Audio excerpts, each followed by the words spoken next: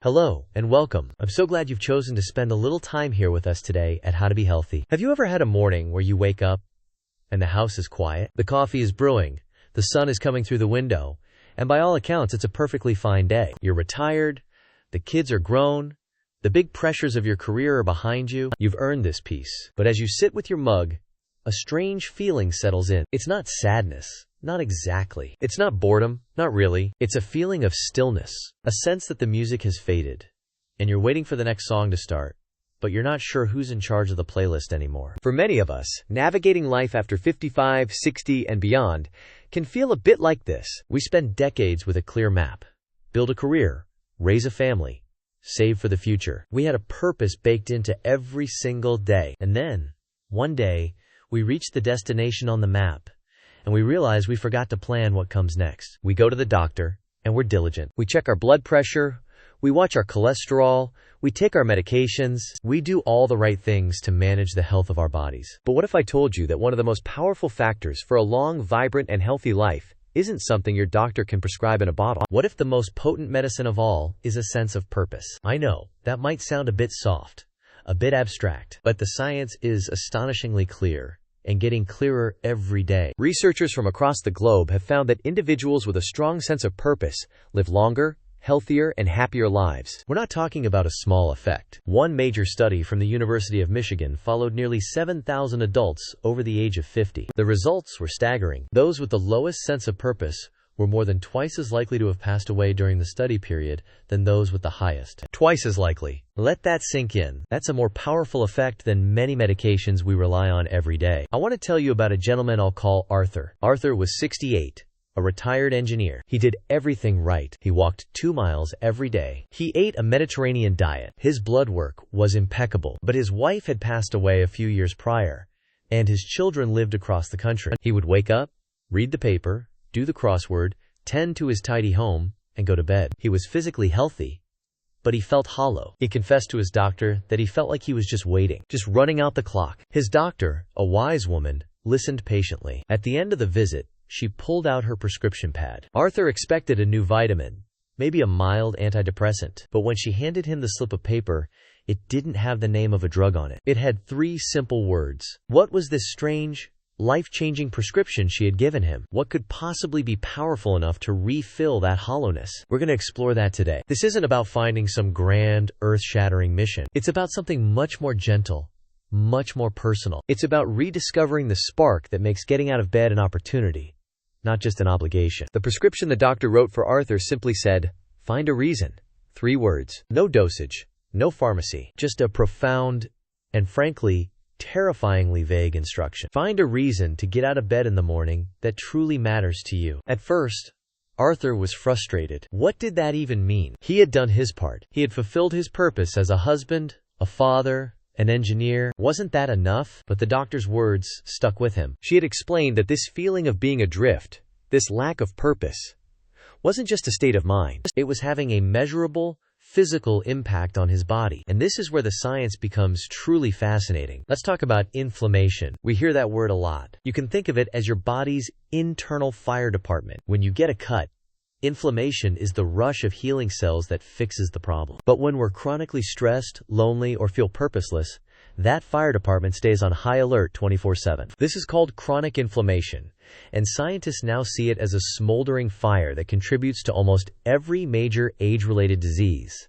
heart disease, arthritis, diabetes, and even some cancers. Here's the incredible part. Multiple studies, including one published in the prestigious journal JAMA Psychiatry, have shown that a strong sense of purpose acts as a powerful anti-inflammatory. It calms that system down. It's like a gentle, cooling rain on that internal, smoldering fire. Having a reason to get up in the morning literally tells your body, at a cellular level, to relax. That you have things to do, people to see, life to live. And it doesn't stop there. What about our brains? This is perhaps the most hopeful research of all. We all worry about our memory, about staying sharp. Well, researchers at Rush University Medical Center in Chicago followed over 900 older adults for 7 years. They found that those who reported having a high sense of purpose were about half as likely to develop Alzheimer's disease as those who reported low purpose. Think of it like this. Having goals, learning new things, and engaging with the world builds what scientists call cognitive reserve. It's like building more roads and bridges in the city of your brain. If one road gets blocked by age-related changes, you have dozens of other routes to get to your destination. Purpose is the ultimate brain-building project. This idea isn't new. In the blue zones, the areas around the world where people live the longest, healthiest lives, this concept is woven into the very fabric of their culture. In Okinawa, Japan, they don't even have a word for retirement. Instead, they have a word that lies at the heart of their vitality: ikigai. Ikigai roughly translates to a reason for being. It's the reason you get up in the morning. For one 102-year-old Okinawan woman, her ikigai was simply holding her great-great-great-granddaughter. For a 98-year-old fisherman, it was catching fish to feed his family. It wasn't about being famous or wealthy. It was about feeling needed, connected, and useful. So we can see the incredible science. We know that purpose protects our hearts, our brains, and our very cells. But that leaves us with the million-dollar question, the one Arthur was struggling with in his quiet house. We know why it works, but how on earth do you find it? Especially when you feel like your main purposes are in the rearview mirror? What is the first, small, gentle step you can take right now to find your reason? The phrase, find your purpose, can feel incredibly intimidating. It sounds like you're supposed to receive a divine calling to go and save the world. Let's release that pressure right now. This is not about climbing a mountain. It's about finding a pleasant path to walk on every day. To help with this, I want to share a simple exercise I call the Purpose Compass.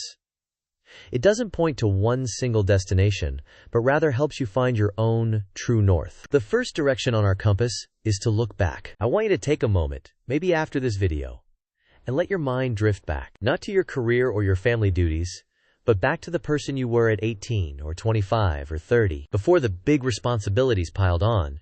What did you love to do? What activity made you completely lose track of time? Was it strumming a guitar? Sketching faces in a notebook? Working on an old car engine? Losing yourself in the garden? So often, the seeds of our current purpose are buried in the joys of our past. That passion didn't disappear. It just got put on a shelf while life happened. It's time to gently take it down, dust it off, and see if it still brings a flicker of that old joy. It's not about becoming a professional musician or artist. It's about spending 15 minutes a week reconnecting with a part of yourself you've missed. The second direction on our compass is to look around. Purpose is very often found not by looking inward, but by looking outward. As you go about your day, pay gentle attention to the world around you. What makes you smile, and what breaks your heart, even just a little? Do you light up when you see a dog wagging its tail? Maybe the local animal shelter could use someone to socialize with nervous puppies. Does it bother you that the local park has litter in the bushes? Maybe your purpose is to be the unofficial steward of that park,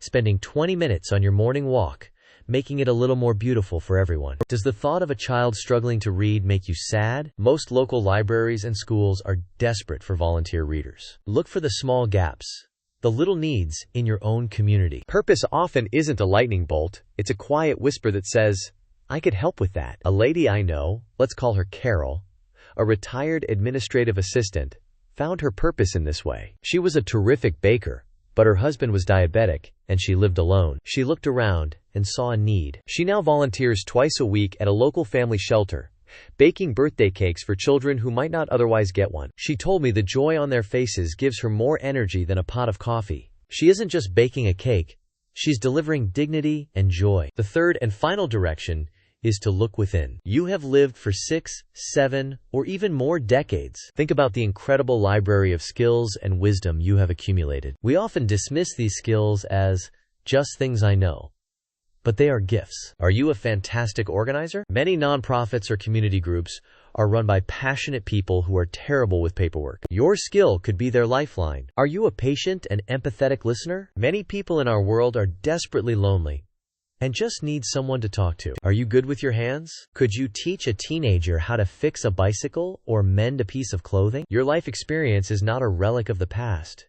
It's your superpower. By looking back at your joys, looking around at the world's needs, and looking within at your unique gifts, you begin to see overlaps. A place where what you love, what the world needs, and what you're good at can meet. But even as we talk about this, I can hear a voice. It's a quiet but persistent voice that might be whispering in your ear right now. It's the voice of the biggest obstacle we all face. It says things like, it's too late for all that, or I'm not good enough anymore, or the most painful one of all, Who would even want my help? How do we possibly begin to silence that powerful internal critic? That voice in our head, let's call it the inner critic, can be the single greatest barrier to rediscovering our purpose. First, please know this.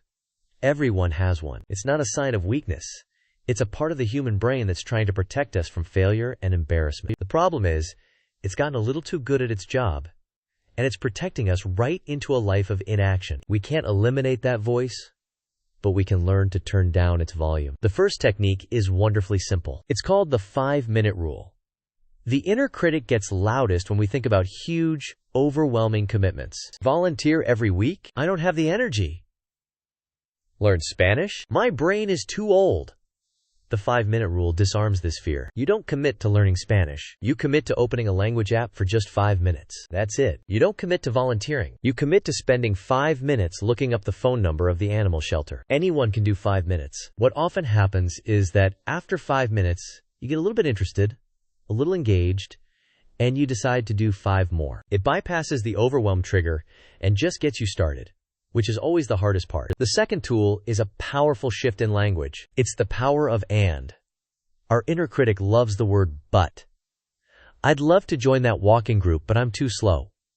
I want to take a painting class, but I have no talent. The word but negates everything that came before it. I want you to try replacing but with and.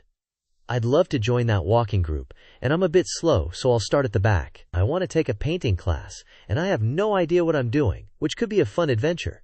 See the difference? And allows both things to be true. It acknowledges your fear or your reality without letting it be a dead end. It creates possibility. The third technique is to find a purpose partner. Our inner critic thrives in isolation. It's much less powerful when it's brought into the light. Share one of your small 5-minute goals with one trusted friend or family member, not for them to push you, but simply to bear witness. Hey Jane, I'm going to spend 5 minutes looking at local volunteer opportunities this afternoon. The simple act of saying it out loud makes it real. It creates a gentle, loving form of accountability. Better yet, find someone to do it with. You're much more likely to go for that walk if you know your friend is waiting for you at the corner. Underpinning all of this is a beautiful scientific truth called neuroplasticity. For years, we were taught that the adult brain was fixed, like concrete. We now know that is completely false. Our brains are more like clay. Every time you try something new, challenge yourself, or learn a new fact, you are physically forging new neural pathways. You are literally remodeling your own brain, making it stronger, faster, and more resilient against age-related decline. You absolutely can teach an old brain new tricks. In fact, it's one of the healthiest things you can possibly do for it. So now you have the tools, the compass to find a direction, and the techniques to overcome the roadblocks. You can start small, reframe your thinking, and find support. But what does this actually look like in real life? What if, after all this searching, your purpose doesn't feel like one big, singular thing? What if it's just a collection of small, quiet, meaningful moments? Is that enough? We're about to uncover what might be the most freeing and powerful idea of all. For our entire lives, we've been sold a myth. The myth of the one big purpose. The heroic doctor, the celebrated artist, the CEO who changes an industry. We believe we are supposed to have a single, grand mission statement for our lives. And if we don't, we feel like we've somehow failed. I am here today to tell you, with absolute certainty, that this is a damaging and unrealistic burden. Especially at this stage of our lives, purpose is rarely one thing. It's a mosaic. It's a collection of small, shimmering tiles that, when pieced together, create a beautiful and meaningful life. The pressure to find a single purpose is gone. The real opportunity is to live a purposeful life, day by day, moment by moment. What do these micro-purposes look like? They are a quiet revolution of meaning. It's the purpose of tending a small herb garden on your windowsill, and the joy of snipping fresh basil for your neighbor. It's the purpose of setting aside 10 minutes every afternoon to call a friend you know is feeling lonely. It's the purpose of meticulously following a new, complex recipe and the satisfaction of mastering it. It's the purpose of putting your phone away and giving your grandchild your complete, undivided attention as they tell you a rambling story. It's the purpose of being the person on your street who always has a smile and a kind word for the mail carrier. Each of these acts, on its own, seems small, but they are not. Each one sends a cascade of positive signals through your body. Each one tells your brain, I am engaged, I am connected, I am useful, I am alive. These small acts lower cortisol, they reduce inflammation, they build those vital brain connections we talked about. This isn't a consolation prize. This is the prize. Let's go back to Arthur, the retired engineer, with the perfect blood pressure and the hollow feeling. His doctor's prescription to find a reason sent him on a journey. He didn't end up starting a global charity or running for office. After a few weeks of thought, he did something small. He went to the local animal shelter. He wasn't looking for a puppy. He asked them for their oldest, most overlooked dog. He came home with a 12-year-old terrier mix named Scamp. Suddenly, Arthur's quiet mornings were filled with a new routine. A walk, first thing, rain or shine. Preparing food for another living being. The quiet afternoons were now punctuated by a furry head on his lap, a soft sigh, a nudge of a cold nose. Scamp didn't care that Arthur was a retired engineer. He just needed Arthur. The daily walks, the responsibility, the unconditional, non-judgmental companionship gave Arthur a reason. A simple, profound reason to get out of bed. It reconnected him to the world. It wasn't his one big purpose, but it was his purpose for right now. And it filled that hollowness in a way no pill ever could. So my invitation to you today is to let go of the pressure. Your purpose right now doesn't have to be your purpose forever. It just has to be your purpose for today. Start with one small tile for your mosaic. Nurture something. Help someone. Learn something. Create something. You have a lifetime of wisdom, experience, and love to offer. The world still needs that. But more importantly, you need it. It is the most powerful, life-affirming medicine you will ever find. If this has resonated with you, I warmly invite you to join our community here at How to Be Healthy by clicking that subscribe button. We're all on this journey together, and I have a small, gentle assignment for you. In the comments below, I would love for you to share just one thing, no matter how small, that you loved to do when you were younger. Let's start a conversation and help each other rediscover some of those wonderful, forgotten sparks. Thank you for your time and your attention. Be well, and I'll see you in the next video.